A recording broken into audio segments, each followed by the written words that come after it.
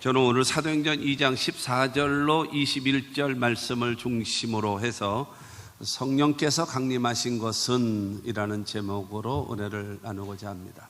한번 따라 하시면 좋겠습니다. 성령께서 강림하신 것은, 성령께서 오신 이유가 뭐냐라고 하는 것을 말씀하고 있는 것입니다. 오늘은 한국교회가 성령 강림 주일로 여러분 지키는 날입니다. 예수 그리스도께서 십자가 못 박혀 죽으시고 사흘 만에 부활하심으로 인하여 기독교가 생겼죠. 기독교, 부활의 종교, 기독교가 생겼죠. 그러고 나서 여러분 오순절날 성령께서 강림하심으로 인하여 하나님의 교회가 탄생되어지는 겁니다. 예수님의 부활을 기초로 해서 성령 강림과 더불어 생겨난 것이 기독교요, 그리고 하나님의 교회인 것입니다. 오순절날 하나님의 성령의 역사가 120명의 사람들이, 제자들과 많은 사람들이 모여서 예수님이 약속하신 그 말씀을 붙잡고 끊임없이 기도할 때에 하나님의 성령이 임하게 됐습니다. 성령이 임하자 그들은 이 다른 방언으로 말하기를 시작하니라 그랬거든요. 그러면서 그러니까 보세요. 예수님께서 십자가 못 박혀 죽으신, 이제 부활하신 다음에 11명의 제자가 있는 곳에 찾아가셨습니다. 찾아가실 때 그들은 어떻게 했나요? 문을 걸어 잠그고 있었어요. 왜냐하면 예수님도 십자가 못 박혀 죽였는데 예수님의 추종 세력들이야 뭐 만나면 다 죽이는 거는 아무 일도 아니지 않겠습니까? 그렇게 되어지니까 그들은 문을 걸어 잠그고 두려워 있었어요. 그때 예수께서, 부활하신 예수께서 문이 잠겨 있음에도 불구하고 말하자면 벽을 타고 쑥 들어오시죠.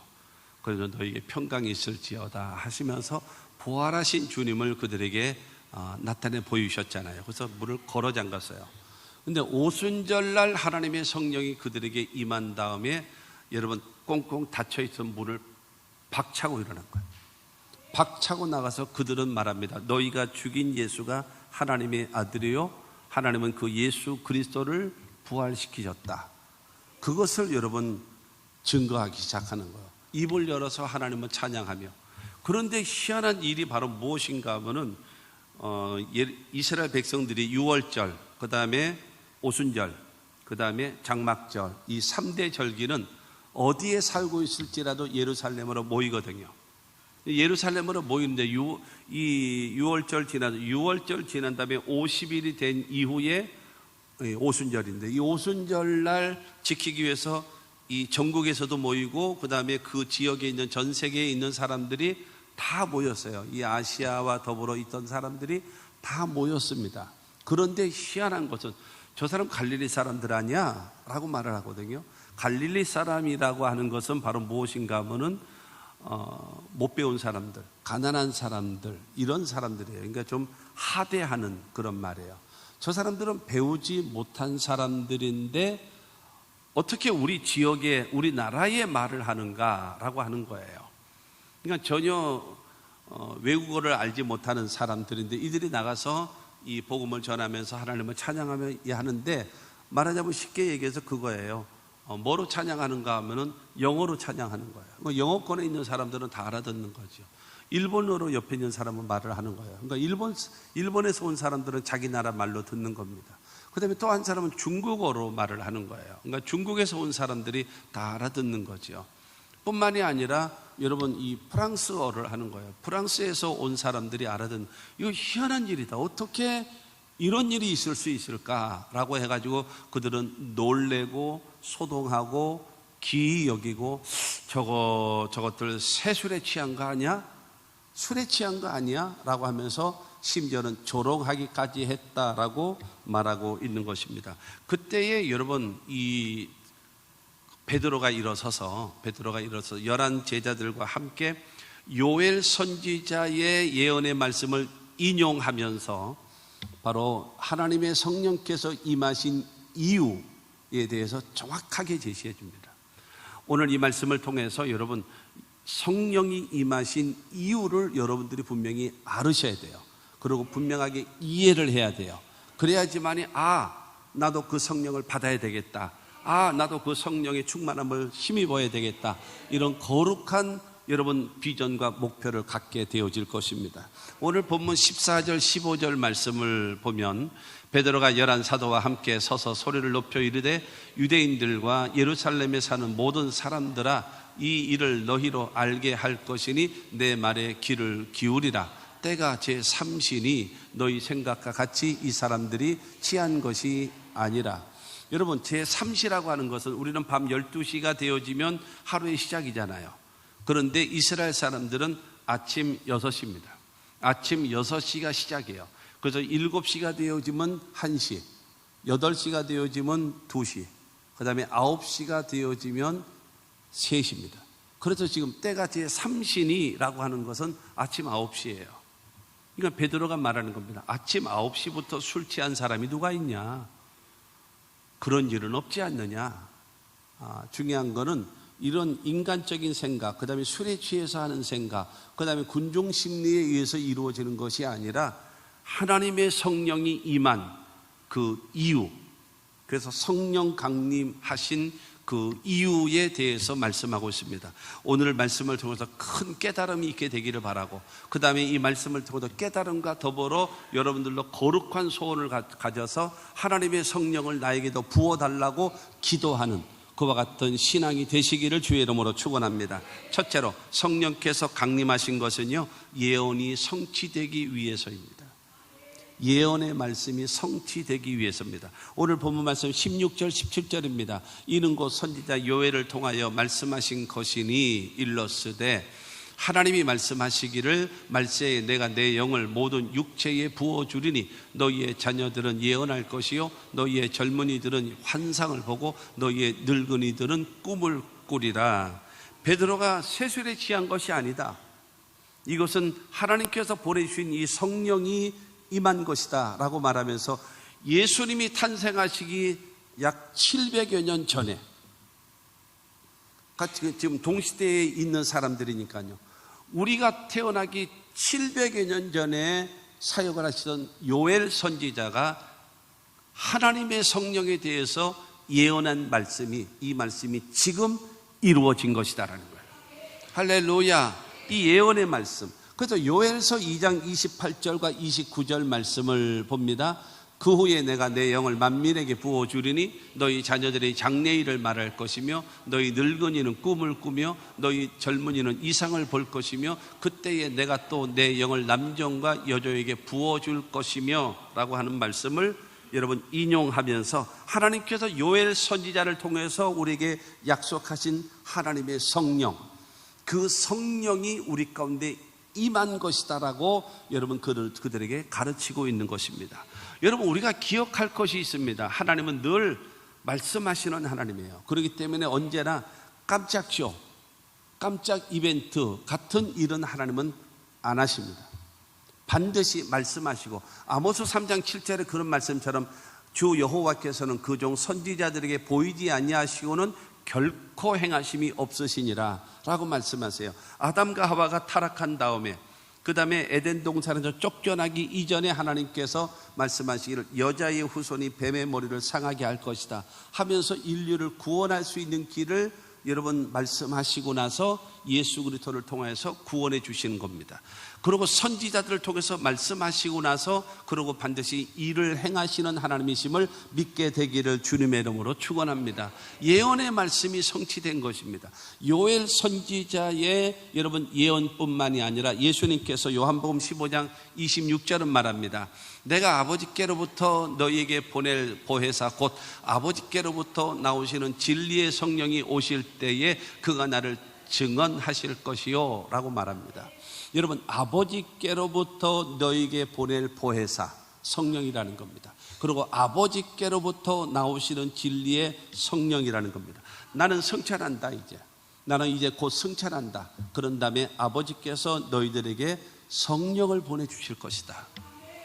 여러분, 예수님께서 그들에게 말씀하십니다. 십자가에 죽으시고 부활하신 후에 여러분 승천하시기 바로 전에 사도행전 1장 4절과 5절 말씀을 보면 사도와 함께 모이사 그들에게 분부하여 이르시되 예루살렘을 떠나지 말고 내게서 들은 바 아버지께서 약속하신 것을 기다리라. 요한은 물로 침례를 베풀었으나 너희는 몇 날이 못되어 성령으로 침례를 받으리라 하셨느니라. 여러분, 예수님이 승천하시기 전에 제자들을 다 모아놓고 500여 명이 있는 그들 가운데 예수님 말씀하십니다. 예루살렘을 떠나지 말고 내게서 들은 바 내가 너에게 말하지 않았느냐. 나는 승천할 것이고 그 다음에 하나님은 너에게 성령을 보내주시마 약속하지 않았느냐. 그러므로 예루살렘을 떠날 생각하지 말고 여기에 머물러 있으라. 여기서 하나님께 기도하라. 그러면 내게서 들은 바 아버지께서 약속하신 그 성령을 받게 될 것이다. 요한은 물로 침례를 베풀었는데 그 물로 침례를 베푼 것은 너희로 회개케 하기 위하여 침례를 베푼 거지만 너에게 임하는 성령은 불로 임할 것이다. 그래서 성령으로 너희는 침례를 받게 될 것이다 라고 여러분 예수님께서 말씀하시는 겁니다. 그리고 사도행전 2장 33절을 통해서 그들에게 설교를 하면서 베드로가 말합니다. 시작. 하나님이 오른손으로 예수를 높이심에 그가 약속하신 성령을 아버지께 받아서 너희가 보고 듣는 이것을 부어주셨느니라. 여러분, 예수님 말씀하십니다. 예수님이 오른손으로 예수를 높이셨어요. 십자가 못 박혀 죽으신 그 예수를 부활시키셨어요. 그리고 하나님의 나라로 승천시키셨어요. 그리고 하나님 보좌 우편에 앉게 하셨어요. 그것이 하나님이 오른손으로 예수를 높이신 것입니다. 할렐루야. 그 다음에 그가 약속하신 성령을 아버지께 받아서 하나님께 받아서 너희가 보고 듣는 이것 하나님의 성령을 부어주셨다라는 거예요. 누가 보내주셨다라는 겁니다. 하나님으로부터 받아서 누가요? 예수께서 보내주신 거예요. 예수님께서 요한복음 15장 26절을 통해서 아버지께서 보내실 것이라고 말씀하시고 승천하시면서 요한 그 사도행전 1장 4절 5절을 통해 가지고 너희는 몇 날이 못되어 성령으로 선물을 받으리라고 말씀하시고 그 다음에 지금 이 사도행전 2장 33절을 통해서 바로 예수께서 아버지께로부터 받아서 너에게 부어주신 것이 하나님의 성령이다. 이처럼 여러분 하나님의 성령은 바로 무엇인가 하면 예언해 놓으시고 말씀하시고 그것을 이루신 하나님의 여러분 이루심 성취라는 사실을 기억하시기를 바랍니다. 할렐루야. 여러분 여기서 한 가지 여러분 하나님이 예수를 높이셨잖아요. 그래서 하나님 보좌 우편에 앉아 계십니다. 하나님 보좌 우편에 앉아서 예수님이 하시는 일이 있습니다. 무엇을 하실까요? 앉아서요. 이 우주 만물을 주관하시고 다스리고 계시는 것뿐만이 아니라 제일 첫 번째로는요, 우리의 죄를 정결하게 하십니다. 왜냐하면 우리의 죄를 담당하신 분이시기 때문에 얼마든지 우리의 죄를 용서하실 수 있는 분이기 때문에 하나님 앞에 회개하고 기도하면 예수께서 우리의 죄를 정결하게 해주시는 용서하시는 은혜를 베풀어 주시는 겁니다. 할렐루야. 그리고 지금 금방 읽었던 사도행전 2장 33절 말씀처럼 아버지께로부터 받아서 우리에게 뭘 보내줘요? 성령을 보내주시는 거예요. 그렇기 때문에 우리의 죄를 정결하게 하시고 뿐만이 아니라 우리에게 성령을 보내주시고 그 다음에 세 번째로는 로마서 8장 34절 말씀처럼 하나님 보좌 우편에서 우리를 위하여 친히 늘 뭐하고 있어요? 중보기도 하고 계시는 여러분 예수님을 믿으시기를 주님의 이름으로 축원합니다. 그런데 이 성령의 역사가 사도행전 그 2장 2절 말씀을 봅니다. 2절에 호련히 하늘로부터 급하고 강한 바람 같은 소리가 있어 그들에게 앉은 온 집에 가득하며 호련히가 뭐죠? 호련히라고 하는 것은 갑자기입니다. 갑자기. 그리고 어디서요? 하늘에서부터. 그리고 급하고 강한 바람 같은 소리가 소리와 함께 갑자기 하늘로부터 바람이 임해서 그래서 그 앉은 온 집에 가득하게 됐다라고 말하고 있습니다. 하나님의 성령이 임한 것은 갑자기 어디로부터요? 하나님께로부터 그들에게 임한 것이다. 여러분 인간의 모임으로 인간의 수단으로 인간의 마술이나 속임수로 체면으로 이와 같이 된 것이 아니라 하나님이 약속하신 말씀대로 우리에게 주신 것이다라는 사실을 믿게 되기를 주의 이름으로 축원합니다. 오순절날 하나님의 성령이 임한 것은 요엘 선지자의 여러분 예언의 말씀을 성취하신 것이고 예수님께서 말씀하신 그 말씀을 여러분 성취하신 것이 바로 무엇인가 하면 하나님의 성령인 것입니다. 그러므로 저와 여러분들도 하나님의 성령이 약속하신 그 말씀을 붙잡고 여러분 첫째로 사모하시고 두 번째로 회개하시고 세 번째로 기도하면 하나님께서 응답하시고 성령을 부어주실 줄로 믿습니다. 그래서 누가복음 11장 13절 말씀에도 보면은 너희가 악할지라도 좋은 것을 자식에게 줄 줄 알거든 하물며 너희 하늘 아버지께서 구하는 자에게 성령을 주시지 않겠느냐 하시니라. 여러분, 악한 자라도 자식에게는 좋은 거 주려고 하고 있잖아요. 좋으신 하나님께서 여러분 성령을 구하는 자에게 주시겠다라는 겁니다. 여러분, 하나님의 성령을 사모하십시오. 그리고 하나님의 성령을 간절하게 여러분 기도하십시오. 그러면 하나님의 성령이 저와 여러분들에게 임하게 될 줄로 믿습니다. 여러분, 하나님께서 우리들에게 주신 가장 큰 선물이 있습니다. 하나님께서 가장 선물이 뭐냐? 여러분, 그것은 예수 그리스도입니다. 여러분, 하나님께서 인간에게 주신 가장 큰 선물이 예수 그리스도예요. 그 예수 그리스도, 나를 위하여 죽으시고 나를 위하여 부활하신 예수를 믿는 자에게 무엇을 주시는가? 첫째로 죄사함을 주시고, 두 번째로 구원함을 주시고, 세 번째로 하나님의 자녀 되게 하시고, 네 번째로 영생을 주시고, 다섯 번째는 천국 백성 삼아 주시는 겁니다. 믿으시길 바랍니다. 여러분, 예수 그리스도를 나의 구주로, 그리고 하나님이 나의 아버지이심을 여러분 믿으시면 아멘 하십시오. 그러면 여러분에게 주어졌습니다. 무엇이 주어졌다고요? 첫째, 죄사함. 두 번째로 구원함. 세 번째로는 하나님의 자녀됨. 네 번째로 영생. 다섯 번째는 천국 백성이 나는 되었습니다. 여러분, 믿음을 갖게 되기를 주의 이름으로 축원합니다. 그뿐만이 아니라 예수 안에서 우리들에게 약속되어진 것이 있습니다. 그 약속이 무엇인가? 첫째로 성령입니다. 두 번째로는요 치료고요, 세 번째로는요 축복이고, 네 번째로는 기도응답이고, 다섯 번째로는 세상 끝날까지 너희와 항상 함께 있으리라 말씀하셨어요. 여러분, 하나님께서 인간에게 주신 가장 큰 선물이 뭐라고요? 예수 그리스도. 그 예수를 통해서 우리가 무엇을 얻어요? 구원함을 얻고, 죄사함을 얻고, 하나님의 자녀 되어지고, 그 다음에 영생을 얻고 천국 백성이 되어진 것입니다. 뿐만이 아니라 저와 여러분들의 성령이 약속되어졌고, 치료가 약속되어졌고, 축복이 약속되어졌고, 기도 응답도 약속되어졌고, 그 다음에 세상 끝날까지 동행하시는 여러분 그 약속이 이루어지게 되기를 바랍니다. 그 약속되어진 것을 사모하고 기도로 찾아서 쓰십시오. 여러분, 캐캐 묶어놓고 그 다음에 못 찾아 쓰는 어리석은 자가 되지 말고, 하나님께서 약속하신 그것을 얼마든지 받아서 누리며 살아가는 우리 모두가 되시기를 주의 이름으로 축원합니다. 두 번째로, 성령께서 강림하신 것은 모든 성도에게 주시기 위해서요. 모든 성도에게. 오늘 17절 말씀을 봅니다. 하나님이 말씀하시기를 말세에 내가 내 영을 모든 육체에 부어주리니. 말세의 모든 육체. 여러분, 이 말세라고 하는 것은 마지막 때 아닙니까? 예수님께서 육신을 입고 이 땅에 오신 초림하실 때부터 언제까지요? 주님 재림하시는 그날까지. 그때가 말세예요. 여러분, 말세 되기까지 우리에게 부어주시는 건 무엇을요? 성령을. 누구에게요? 모든 육체에게 부어주신다 약속해 놓으셨음을 믿으시기를 바랍니다. 18절 말씀도 보면 18절에 그때에 내가 내 영을 내 남종과 여종들에게 부어주리니 그들이 예언할 것이요, 모든 육체에게 부어준다라고 말씀하시고, 그 다음에 내 영, 하나님의 그 성령을 누구에게요? 남종, 여종들에게까지 다 주셔서 무엇인가 하면 예언하게 만들 것이다라는 겁니다. 남녀, 노소, 빈부, 귀천 할 것 없이 누구든지 예수를 믿고 하나님을 아버지로 섬기면서 성령을 사모하고 여러분 회개하며 하나님께 기도하는 자에게 성령을 부어주시는 거예요.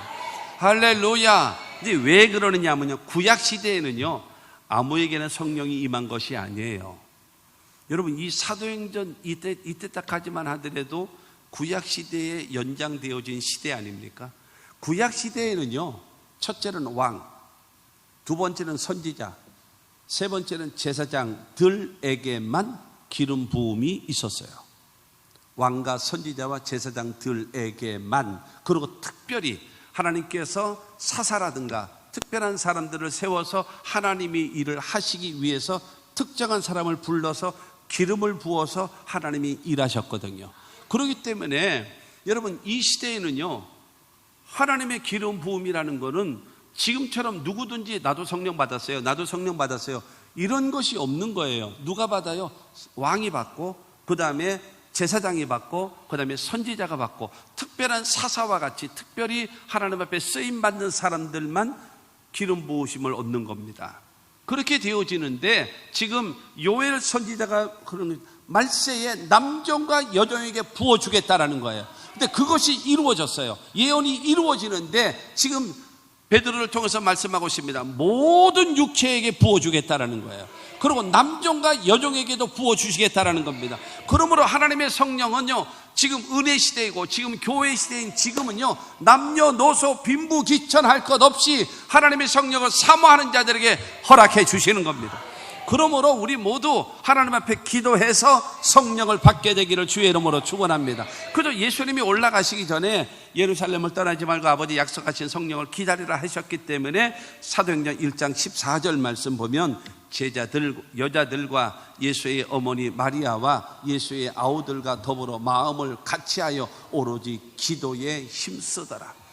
여러분, 예수를 따르던 많은 여자들, 그리고 예수의 어머니 마리아, 그 다음에 아우들, 그 다음에 예수님의 제자들, 여러분 예수님이 승천하실 때에 모였던 사람들이 약 500여 명이 되거든요.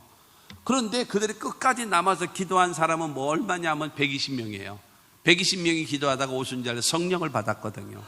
그렇게 되어지니까 그들이 여러분 마음을 같이 해서, 여러분 더군다나 구약시대에는요 모든 대중들이 하나님께 기도도 하지 못했습니다. 그래서 기도 제목을 가지고 오면 제사장이 가서 자기의 사정을 아래요. 그러면 그를 듣고 나가지고 여러분 제사장이 번제단에서 하나님 앞에 화목제를 드리고, 그 다음에 성소 안으로 들어가서 분향단 앞에서 아무개 사람의 기도 제목에 대한 기도를 대신 제사장이 합니다. 그러고 나서 응답을 받아서 그에게 전해주는 거예요. 그러면 그 사람은 그동안에 뭐 하고 있는가 하면 땅에 엎드려 있는 거예요. 응답이 올 때까지. 여러분 그런 시대에 살고 있었는데 누구든지 기도하면 내가 응답하겠다라고 예수께서 말씀하시고, 그 다음에 남종과 여종에게 누구든지 구하는 자에게 성령을 주신다라고 그랬어요. 그러므로 하나님의 성령이 오신 것은 바로 무엇인가 하면 누구든지, 할렐루야, 누구든지 누구에게든지 여러분 성령을 받을 자격이 있고 특권이 있다는 사실을 믿게 되기를 주의 이름으로 축원합니다. 고린도전서 12장 3절 말씀을 보면 우리가 유대인이나 헬라인이나 종이나 자유인이나 다 한 성령으로 침례를 받아 한 몸이 되었고 또 다 한 성령을 마시게 하셨느니라. 여러분 성령으로 침례를 받게 되기를 바라고요. 그 다음에 그래서 연합돼서 한 몸이 되어지고 성령을 마시게 하셨느니라. 성령을 부어주심으로, 성령이 나와 함께 하심으로 성령과 동거동락하고 성령이 나와 함께 하시고 세상 끝날까지 동행해 주시는 거예요. 여러분 그 은혜가 우리 가운데 있게 되기를 주 예수 이름으로 축원합니다. 여러분 그 성령은요 절대로 떠나지를 않는 거예요. 아까 여러분 하나님께서 인간에게 주신 가장 큰 선물이 뭐라 그랬지요? 예수 그리스도라고 했잖아요. 그러면 하나 더요. 예수께서 인간에게 주신 가장 큰 선물이 있어요. 그 선물이 무엇일까요? 보혜사 성령입니다. 보혜사 성령. 여러분 이 성경에 다른 보혜사라는 말을 들어보셨잖아요. 내가 아버지께로 가서 너에게 다른 보혜사를 너에게 보내주리라. 다르다라고 얘기하는 것은 헤테로스라는 말과 알로스라는 말이 있는데, 헤테로스는 이 강대상 크리스탈과 이 마이크는요 근본적으로 다르잖아요. 근본적으로 다른 것, 이게 헤테로스입니다. 그러나 알로스라고 하는 말은 이쪽 마이크와 이쪽 마이크는 똑같은 거예요. 재질도 똑같고 용도도 똑같고 목적도 똑같은 거. 그러나 이것과 이것은 분명히 다른 겁니다. 그렇죠? 다른 거예요. 이것을 말할 때 알로스라고 말합니다. 예수님께서 다른 보혜사라고 할 때, 다른이라고 말할 때에 그걸 말은 무슨 말인가 하면 나는 육신을 입고 이 땅에 왔다. 그러나 다른 보혜사가 오실 텐데 그분은 영으로 오신다. 영. 나는 육신, 그분은 영으로 오셔. 그런데 그분과 나는 똑같은 신성, 나와 똑같은 능력, 나와 똑같은 사역, 나와 똑같은 마음으로 함께하는 자.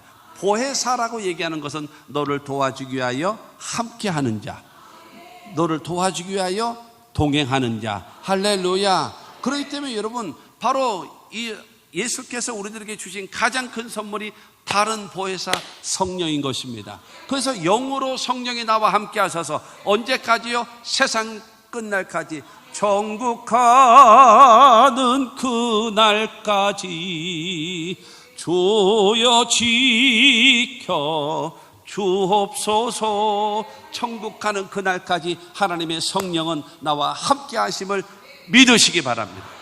할렐루야. 여러분, 신명기 1장 33절에 그런 말씀이 있어요. 그는 앞서 행하시며 장막 칠 것을 찾으시고 낮에는 구름으로 밤에는 불기둥으로 인도하시는 자신이라. 하나님은 어떤 분이신가? 이스라엘 백성들을 인도하시는 하나님은 어떤 분이신가? 앞서 행하세요. 먼저 가세요. 그리고 우리가 가야 할 장막 칠 것을 먼저 찾으세요. 그 다음에 그 찾으신 그것을 구름기둥과 불기둥으로 우리를 인도하시는 좋으신 하나님의 성령을 의지하십시오. 여러분, 마귀는 도둑질하고 죽이고 멸망시키려고 다가옵니다. 그러나 예수님은요, 그러나 성령님은요, 우리에게 생명을 주시고 우리에게 풍성케 하십니다. 그 성령을 주시기 위해서 누구에게요? 모두에게 주시기 위해서 하나님의 성령이 오신 겁니다. 할렐루야. 여러분, 이와 같은 사실을 믿게 되기를 주의 이름으로 축원합니다. 에스겔 이스라엘 백성들이, 그러니까 유대지요, 이스라엘 백성들이 타락함으로 인해서 바벨론의 포로 생활하잖아요. 그들에게 절망. 그러니까 에스겔이 환상을 봤는데 마른 뼈, 흩어져 있는 뼈, 수많은 뼈가 자기 앞에 쫙 보이는 거예요. 그때 하나님께서 말씀하십니다. 이것이 너희 민족의 모습이다. 그러면서 하나님께서 에스겔에게 말씀하십니다. 이 뼈들이 능히 살 수 있겠느냐? 그때 에스겔은 말합니다. 주께서 아시나이다. 주님이 원하시면 됩니다. 주님의 권능으로만 됩니다. 그때에 여러분, 하나님은 에스겔에게 말씀하십니다. 에스겔아, 선포하라. 여호와의 말씀을 듣고 마른 뼈들아 살아나라고 선포하라. 그래서 여러분, 에스겔이 선포합니다. 마른 뼈들아 여호와의 말씀을 듣고 살아날지어다 라고 명령하자마자 뼈가 촉촉촉촉 움직이는 거예요. 그때 손가락 맞고 이 해골이 있고 목, 척추, 발 쫙 만화 영화와 같이. 나는 지금 만화 영화 얘기를 하는 것이 아니라 성경 이야기를 하고 있다는 것을 기억하십시오. 그 여러분, 쫙 뼈가 형뼈를 골격을 가진 다음에 거기에 힘줄이 생기고 그 다음에 살이 쫙 생겨나고 그 다음에 가죽이 싹 덮였어요. 그런데 성경은 말합니다. 생기는 없더라 그래요. 생기가 없어요. 그러니까 하나님께서 에스겔에게 말씀하십니다. 에스겔아, 선언하라. 뭐라고요? 생기야, 사방에서부터 불어와서 사망을 당한 저 심령들에게 들어가 저들로 살게 하라. 그러자 에스겔은 소리를 지릅니다. 생기야, 사방에서부터 불어와서 이 사망을 당한 심령들에게 불어서 저들로 살게 하라. 명령 내리더니 하나님의 생기가 바람 소리와 함께 그들의 코에 생기가 쑥쑥쑥쑥 들어가는 거예요. 그때 그들이 눈을 뜨고 무릎을 세우고 일어나는데 성경은 말합니다. 이스라엘의 큰 군대가 되어졌다는 거예요. 그리고 다시는 부끄러운 일 당하지 아니하리라 하나님께서 말씀하신. 그런데 이와 같은 회복시키시는 하나님, 이 회복시키시는 이 하나님께서 여러분 이유가 있지 않겠습니까?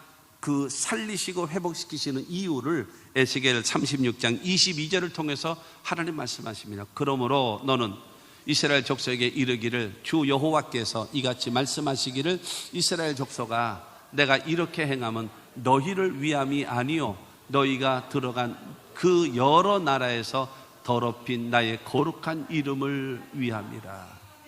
사랑하는 성도 여러분, 북이스라엘은 우상을 섬김으로 인하여 아수르 나라에게 멸망했죠. 우상을 섬기고 있던 여러분 유대 나라는 여러분 이 바벨론으로 인해서 완전히 멸망해버리고 지금 포로 생활 70년을 하는 거예요. 근데 하나님이 그들을 이스라엘의 큰 군대를 만드시면서 다시 이스라엘로 회복시키시는 거예요. 그래서 이끄시는 거예요. 그 이끄는 이유가 뭔지 아니? 모든 나라, 모든 사람들 앞에 하나님을 믿는다며, 전능하신 하나님을 믿는다며, 살아계신 하나님을 믿는다며. 근데 어떻게 너희 나라가 망해? 더럽혀진 나의 이름이 회복되기를 원한다. 너희들에게 그래서 하나님의 생기가 들어가기를 원한다. 너희들을 회복시키기를 원한다라는 거예요. 사랑하는 성도 여러분, 예수를 믿고 하나님을 섬기는 저와 여러분들이 신앙과 인격과 여러분 우리의 인생에 변화가 나타나야 됩니다. 맨날 여러분 신앙생활 한다 그러면서 기도생활 한다고 하면서 잘 믿는다고 하면서 그러면서 맨날 지질이 궁상 떨면서 살아가는 건 이건 하나님의 영광이 나타나지가 않는 거예요. 우리 모두가 영혼이 잘 되고 범사도 잘 되고 강건한 축복을 받아서 예수 믿는 것은 받은 증거만 도다 할 수 있는 저와 여러분들이 되기를 주의 이름으로 축원합니다. 이와 같이 회복시키시는 역사, 성령이 임한 이유가요, 여러분 이유가 뭡니까? 여러분 예언을 성취하시기 위해서고요. 그리고 저와 여러분과 같은 모든 사람들에게도 하나님의 성령을 주시기 위해서 임한 것이고, 세 번째로 성령께서 강림하신 건요, 사람들을 변화시키기 위해서입니다. 사람들을 변화시키기 위해서. 오늘 17절 18절을 다시 봅니다. 너희 자녀들은 예언할 것이요 너희의 젊은이들은 환상을 보고 너희의 늙은이들은 꿈을 꾸리라. 그때에 내가 내 영을 내 남종과 여종에게 부어주리니 그들이 예언할 것이요. 여러분, 너희 자녀들은 예언한대요. 젊은이들은 환상을 본대요. 늙은이들은 꿈을 꾼대요. 남종과 여종들은 예언을 한대요. 이 말은 무슨 말이에요? 전부 다 미래, 전부 다 내일, 전부 다 환상과 꿈, 미래의 사람으로 바뀌어진다는 거예요. 하나님의 성령의 역사는 과거에 매여서 살아가는 것이 아니라, 현재만 급급하면서 살아가는 것이 아니라 오늘보다 나은 내일을 향하여, 그 길을 향하여 갈 수 있는 사람으로 바뀌어지는 거예요. 언어가 바뀌는 거예요. 생각이 바뀌는 거예요. 보는 눈이 달라지는 거예요. 여러분, 삶이 달라지는 것입니다. 사랑하는 성도 여러분, 옛날 30년 전, 40년 전, 여러분 그런 말 아십니까? 지금 3, 40년 전만 하더라도 3, 40년, 4, 50년 전, 30년, 3, 40년 전만 하더라도요, 대학을 나오면요 30년을 울고 먹을 수 있는 자료와 능력이 있었어요. 실력이 있었어요. 대학을 나오면 30년을 울고 먹을 수 있을 만한 자료가 풍부했어요. 그때는 그만큼 뭐예요? 세상이 천천히 돌아갔어요. 천천히.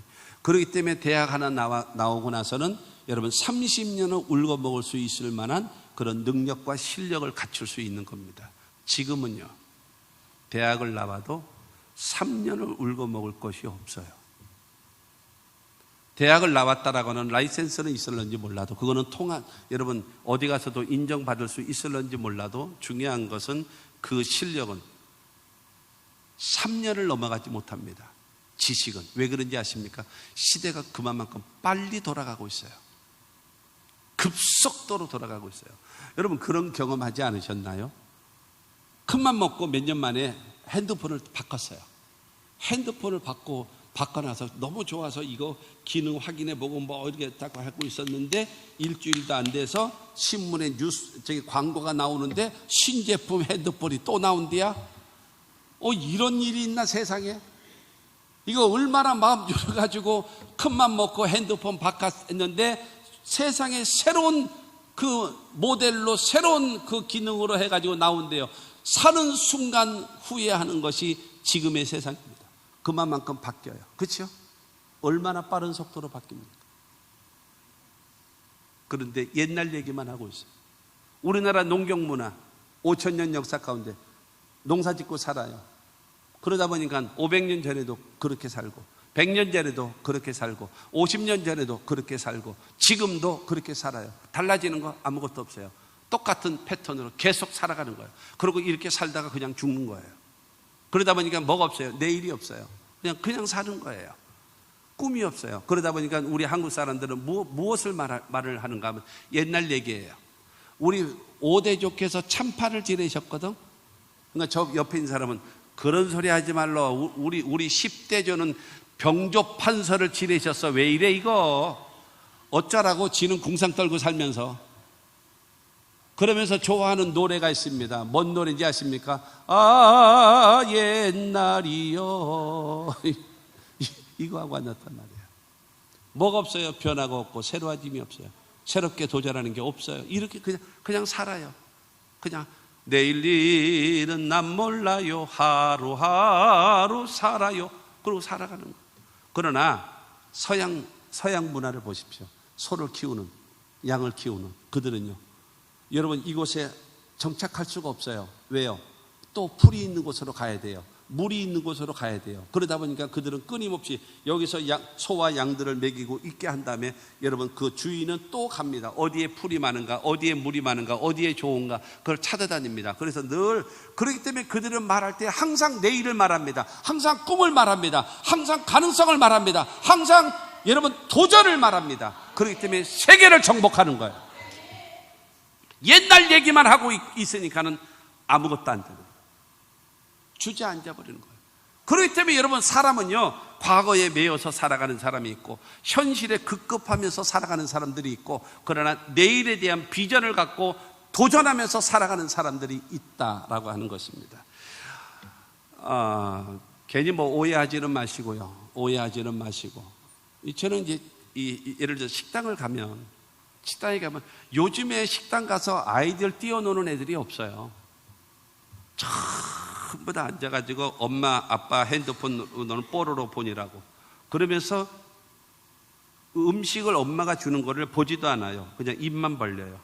그리고 주는 거 그냥 씹기만 해요. 그 눈은 오직 핸드폰만 보고 있어요. 뽀로로 영화만 보고 있어요. 이 아이들은 공부 안 합니다. 이 아이들은 공부 안 합니다. 동영상을 보고 자라는 아이들은 공부 못 합니다. 죽어있는 활자, 이게 눈에 들어올 것 같습니까? 공부 못 하는 거예요. 30분 하면 몸부림치는 거예요. 못 견디는 거예요. 그냥 그렇게 키우는 거예요. 지금 쉽게 편안하게 핸드폰 이렇게 키우는 거예요. 그러니까 지금은 편안하죠. 너도 밥 먹고 나도 밥 먹고 서로 밥 먹고 그러기 좋으니까 떠들어 돌아다니지 않고 하마에 앉혀놓고. 지난번에 그 텔레비에서 미국에 있는 이스라엘 사람들, 유태인들, 그들의 교육 방법을 이야기를 하는데 여러 가지를 이야기하면서 아이들을 키우는 집을 일체 텔레비를 틀지 않는데요.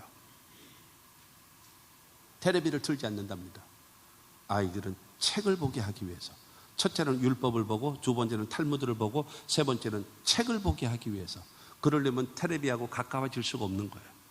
핸드폰이라든가 이와 같은 것과 가까워질 수가 없는 거예요. 가까워지는 순간 여러분 모든 것은 다 멈춰버리고 마는 거예요. 여러분 어린 아이들에게요, 성취감을 주세요. 작은 성취감. 70점 받는 애들 80점만 받아. 그러면 아빠가 피자 사줄게. 여러분 소를 주세요. 그래야 80점 되기 위해서 노력한 그 아이에게요, 여러분 피자 사주면서 격려해 주면서 너는 목표 세우면 할 수 있어 하고 격려해 줘 보세요. 이 아이가요, 작은 성취감을 가진 사람은요, 또 다른 성취감을 위하여 노력하게 되어지고 도전하게 되는 거예요. 성취감이 있어야 합니다. 성취감이 없는 사람은요, 자포자기하고 삽니다. 그러나 비전이 있고 성취감을 가지고 사는 사람이 세계를 지배할 수 있는 거예요. 나는 그래야 된다라고 생각해요. 사람이 꿈을 이루나요? 아니에요. 여러분 성공이라고 하는 것은 삼성이나 LG처럼 되어줘야지만이 성공인가요? 아니에요. 자기 목표와 꿈을 이룬 것이 성공입니다. 자기의 목표를 이룬 것이 성공이에요. 그렇지 않겠습니까? 그렇기 때문에 비전과 꿈을 가지고 성취감을 가지고 계속 도전하게 만들어서 그 인생은 뭐예요? 성공적인 인생이 되는 거예요. 그 사람이 어떤 사람이에요? 비전의 사람이에요. 그 사람이 꿈의 사람이에요. 그 사람이 환상의 사람이에요. 이런 사람으로 키워야 되지 않겠냐?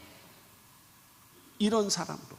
여러분 솔직히 평택에 삼성이 들어옴으로 인하여 평택 전체가 재개발되고 있잖아요. 삼성 때문에 평택이 산다 그러니까는 지난번에 쌍용 다니시는 분들이 시험에 들은 것 같아. 시험 들지는 마세요. 그러나 그만큼 영향력이 있단 말입니다. 그러나 여러분 그와 같은 사람, 전에 오늘 뭐 이상한 소리 자꾸 하는데 어떤 80된 노부부가 그 몇십억을 평생 모은 몇십억을 어디다가 갖다 바치는가 하면 한동대학에다가 장학금으로 기부를 하는 거예요. 그러면서 아무에게나 주지 말고 똑똑한 이 공학을 배우는 아이들에게 주시면 좋겠습니다. 그랬더니 공학을 배워서 공학 박사 될 아이들에게 장학금을 주라는 거예요. 그래서 이제 기자들이 물었어요. 왜 공학을 한 사람한테 이걸 주기를 원하십니까? 물었어요. 공학 박사 같은 아이들은 그 한 사람이 5만 명을 먹여 살리고 10만 명을 먹여 살리고 100만 명을 먹여 살릴 수 있는 능력을 만들어내는 사람들이다. 나는 그런 사람들에게 투자하고 싶다라는 거예요. 그럼요. 실력 있고 능력 있으면 유능하잖아요. 유능한 사람 만들어지잖아요. 나는 여러분의 아들, 딸 다 컸어요. 손자, 손녀. 그거는 있잖아요. 손자, 손녀. 그렇게 키워야 되지 않겠습니까? 뭐를 해도 살아요. 뭐 어디에서 뭐에서 아르바이트를 하면서 살아도 살아요. 먹고 사는 데는 지장 없어요. 그러나 원대한 꿈을 가지고 살 수 있도록 길을 열어주면 안 됩니까? 하나님은 변화되기를 원하는데, 희망을 주기를 원하는데요. 창세기 13장 14절 15절 말씀 보면 롯이 아브람을 떠난 후에 여호와께서 아브람에게 이르시되 너는 눈을 들어 너 있는 곳에서 북쪽과 남쪽 그리고 동쪽과 서쪽을 바라보라. 보이는 땅을 내가 너와 내 자손에게 주리니 영원히 이루리라. 롯이 아브람을 떠났어요. 여러분, 아브라함이 지금 나이가 몇 살이에요? 85세입니다. 근데 자식이 없어요. 근데 하나님이 원치 않으셔서 조카 롯도 떠나버립니다. 나이도 많고 자식이 없어서 적적하고, 그 다음에 아들처럼 여러분 그 의지하고 살았던 조카도 떠나보내라고 했기 때문에 떠나보냈습니다. 그러니까 인생의 황혼에 그야말로 적적하고 절망에 빠져있는 그 아브라함에게 하나님께서 말씀하십니다. 나를 바라봐. 그러고 너 있는 곳에서 동서남북을 바라보라. 나를 바라보고 동서남북을 바라봐. 보는 그 땅을 너와 내 자손에게 영원히 줄 것이다. 지금 이스라엘과 하마스 전쟁하지요. 지금 그 중동에 있는 모든 나라들이 이스라엘 죽이려고 혈안되어 있지요. 제일 혈안되어 있는 나라가 이란이거든요. 마지막 때에 아마겟돈 전쟁이라든가 곡가마곡 전쟁, 이스라엘과 전쟁 붙는 이 모든 전쟁은 누구와 붙을 것인가? 이란과 붙을 겁니다. 그러나 해와 달과 별이 없어지는 것보다, 해와 달과 별이 없어지는 것보다 하나님이 1948년도에 세운 이스라엘 백성들을 없애버리는 것이 더 어렵다 그랬어요. 해와 달과 별을 없애는 게 더 쉽대요. 하나님이 마지막 때에 세운 저 이스라엘을 하나님이 끝까지 붙들고 계시는 거예요. 왜요? 하나님이 약속하셨거든요. 하나님이 약속하신 땅입니다. 이스라엘은요, 절대로 안 집니다. 절대로 안 집니다. 줄을 잘 서세요. 거기 아랍 편에 손들어 주식 샀다간 큰일 납니다. 이스라엘 편에, 복 있는 사람 편에 서는 것이 신상이 좋습니다. 어쨌든 중요한 거는 어제의 사람으로 살지 말고, 오늘의 사람으로 살지 말고, 내일의 사람으로. 성경에 보면 여러분 고난당한 대표적인 선수가 누구예요? 욥이잖아요. 욥. 말할 수 없는 절망. 그런데 그의 고백을 보세요. 욥기서 23장 8절에서 10절입니다. 그런데 내가 앞으로 가도 그가 아니 계시고 뒤로 가도 보이지 아니하며 그가 왼쪽에서 일하시나 내가 만날 수 없고 그가 오른쪽으로 돌이키시나 배울 수 없구나. 그러나 내가 가는 길을 그가 아시나니 그가 나를 단련하시는 후에는 내가 순금같이 되어 나오리라. 내가 앞으로 봐도 하나님이 안 계시고 뒤로 가도 봐도 하나님이 안 계시고 내가 왼쪽으로 봐도 하나님이 나를 위하여 일하시는 하나님을 안 보이고 오른쪽으로 봐도 하나님이 나를 위하여 일하시는 것이 안 보이는데, 그러나 나의 가는 길을 하나님은 아신다. 그 하나님은 지금 나를 단련하고 있다. 단련해서 내가 순금같이. 여러분, 단련이 무엇입니까? 이 말씀에 여러분 집중하시면 좋겠어요. 단련. 단련이 뭐예요? 불에다가 여러분 해서 불순물을 태우는 거예요. 불순물을 없애는 거예요. 우리가 왜 실패의 인생을 살아가는가 하면은 단련을 통해서 나에게 있는 게으름, 나에게 있는 못된 습관, 나에게 있는 잘못된 사고방식, 나에게 있는 잘못된 이것이 다 없어지질 않아서 그래요. 세례 요한이 말하지 않았습니까? 나는 물로 침례를 베풀거니와 내 뒤에 오시는 그분은 능력이 많으시니 그분은 불과 성령으로. 그 불이 무엇입니까? 나를 단련시키는 거예요. 여러분, 불은요, 이 세상에서 가장 확실한 소독법이 불입니다. 내가 안 되는 이유가 바로 무엇인지 아십니까? 나에게 있는 찌꺼기. 나에게 있는 찌꺼기. 그 찌꺼기가 나를 이렇게 꽉 붙들고 있기 때문에 내가 일어나지를 못하는 거예요. 근데 어쨌든 이 욥은 말합니다.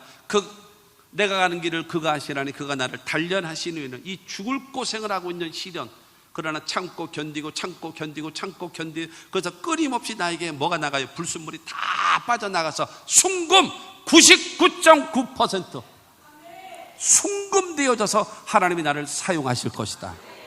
여러분, 이 비전인 것입니다. 하나님은 이런 사람 되게 하기 위하여 우리에게 성령을 부어주시는 거예요.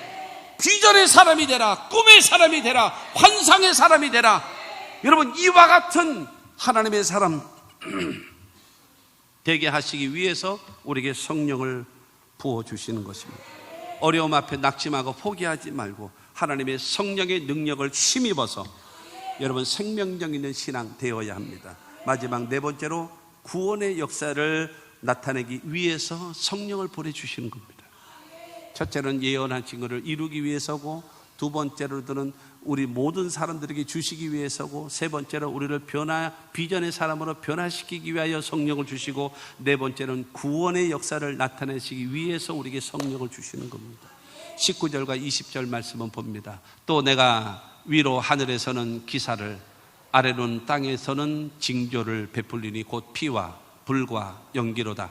주의 크고 영화로운 날이 이르기 전에 해가 변하고 어두워지고 달이 변하여 피가 되리라. 이 땅이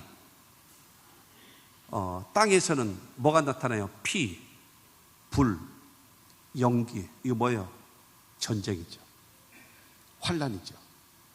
그리고 공중에는요, 해가 변하여 어두워지고 달이 변하여 피가 되리라. 핵폭탄이죠. 이거는 핵폭탄밖에 없어요. 땅에는 피, 불, 연기. 하늘에는 피가 변해서, 해가 변해서 어두워지고 달이 변하여 핏빛이 되어지는 이와 같은 상황이 너희에게 다가올 수 있다. 다가올 것이다 라는 거예요. 그런데 21절을 말합니다. 21절에 누구든지 주의 이름을 부르는 자는 구원을 받으리라 하였느니라. 여러분, 이 모든 환경과 모든 상황이 여러분 절망, 심판, 끝날이 되어질 때에 그때도 하나님을 믿고 하나님을 의지하고 성령을 의지하는 자들에게 주의 이름을 부르는 사람에게 구원을 주신답니다. 할렐루야. 여러분, 우리의 삶 속에 저 마귀는 우리를 삼키려고 입 벌리고 달려와도 주 예수가 우리의 대장대사 끝내 싸워서 이기게 하시는 거예요. 하나님께서 구원의 역사를 베풀어 주시는 그 은혜가 우리 가운데 있게 되기를 바랍니다. 시편 91편 7절은 말합니다. 1000명이 내 왼쪽에서 10,000명이 내 오른쪽에서 엎드러지나 이 재앙이 내게 가까이 하지 못하리로다. 누구에게요? 하나님을 나의 지존자로 삼고 하나님을 믿고 하나님 말씀에 순종하는 자에게 재앙에서 피하게끔 하나님이 도와주신답니다. 살아계신 하나님을 믿고 섬기는 우리 모두가 되기를 주님의 이름으로 축원합니다. 여러분, 성경 전체를 통해서 하나님은 인류를 천지와 만물을 창조하시잖아요. 에덴 동산 만드시고 아담과 하와를 여러분 만들어 놓으셨는데 아담과 하와가 선악과를 따먹고 범죄하잖아요. 그래서 하나님이 그때부터 뭐예요? 인류를 구원하기 위한 구원의 계획을 세우십니다. 그리고 예수님께서 이 땅에 오셔서 그 구원의 계획을 성취하시는 거예요. 그 다음에 하나님의 성령께서는 이 구원의 복음을 땅끝까지 전하는 자가 누구냐? 바로 하나님의 성령인 것입니다. 성경 한 구절을 여러분 소개합니다. 고린도전서 12장 3절 말씀을 보면, 그러므로 내가 너희에게 알리노니 하나님의 영으로 말하는 자는 누구든지 예수를 저주할 자라 하지 아니하고 또 성령으로 아니하고는 누구든지 예수를 주시라 할 수 없느니라. 사랑하는 성도 여러분, 불신자에게 복음을 전할 때에 반드시 기억하십시오. 성령으로 충만하게 기도하십시오. 그러고 나서 불신자에게 복음을 제시하게 되어지면 성령께서 그 불신자의 마음속에 감동을 주셔서 예수가 구주이신 것을 첫째로는 깨닫게 만들고, 그 다음에 성령께서 그 예수가 나의 구주라고 고백하게 만들고, 그 다음에 그가 하나님의 자녀되게 만드는 역사를 누가 베푸시는가? 성령이 베푸시는 거예요. 할렐루야. 그렇기 때문에 여러분, 하나님의 성교의 영이신 하나님의 성령에 충만해서 복음을 전하면 그 사람이 왠지 오늘 내가 전하는 이 말씀을 듣고 뭉클해지고 나도 교회 갈게요, 나도 예수 믿을게요 라고 고백하게 만들고 그도 구원받게 만드는 역사를 누가 베푸시는가? 하나님의 성령인 것입니다. 그러므로 성령께 간절히 구하셔서, 그리고 기도하셔서 여러분 복음을 전하게 되어지면 구원의 역사가 임하게 됨을 믿으시기를 바랍니다. 결론적으로 말씀드립니다. 성령은 뭐예요? 말 그대로 거룩한 영입니다. 거룩한 영. 마귀에게 붙는, 귀신에게 붙는 수식어가 뭐죠? 더러운 귀신. 성령에게 붙는 수식어가 뭡니까? 거룩한 성령. 거룩한 성령이 우리에게 오시는 이유가 바로 무엇인가? 첫째로 하나님의 예언의 말씀, 약속의 말씀을 성취해 주기 위해서 성령은 우리 가운데 오시는 겁니다. 두 번째로 성령이 오시는 이유는요, 모든 성도, 나와 우리 모두가 여러분 하나님의 성령으로 충만함을 받을 수 있게 하기 위하여 오순절날 성령이 임한 것입니다. 그 다음에 세 번째로는요, 과거에 매여 살지 말고 현재에 급급하며 살지 말고 오늘보다 나은 내일을 바라보고 비전을 바라보고 꿈을 바라보고 천성을 바라보고 여러분 나아갈 수 있는 비전의 사람이 되게 하기 위하여 하나님의 성령을 부어주시는 것이고, 뿐만이 아니라 네 번째는 우리들에게 구원의 역사를 나타내 보여주시기 위해서 하나님의 성령은 우리에게 부어주시는 것입니다. 사랑하는 성도 여러분, 세상은 악합니다. 마귀는 도덕질하고 죽이고 멸망시키기 위하여 입 벌리고 다가옵니다. 근데 우리는 너무나 연약해요. 우리는 너무나 부족해요. 그러나 거기서 하나님의 도우심을 받으면, 거기서 하나님의 성령의 도우심을 받으면 세상을 이길 수가 있고, 마귀를 이길 수가 있고, 죄를 이길 수가 있고, 시험을 이길 수가 있고, 유혹을 이길 수 있는 힘이 하나님의 성령으로 말미암아서 이루어지는 것입니다. 성령을 사모하십시오. 성령이 임하도록 기도하십시오. 그 사람에게 하나님의 성령께서 임하여 주실 줄로 믿습니다.